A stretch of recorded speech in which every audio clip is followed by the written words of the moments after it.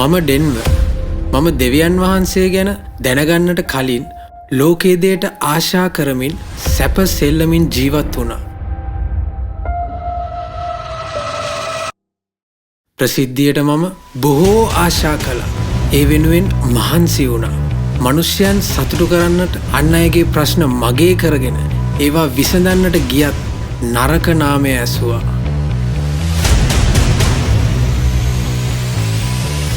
සල්ලි හොයන්න ගොඩාක් උත්සාහ කළා. හැබැයි මේ කිසි දෙයක් හරි ගියේ නැහැ.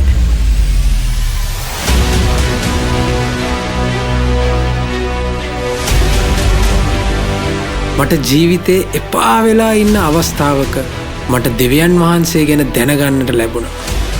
මගේ මුළු ජීවිතේම වෙනස් වුණා. ආලෝකය මගේ ජීවිතයට ඇතුළු වුණා. මේ මගේ කතාවයි. ළඟදිම බලාපොරොත්තු වන්න.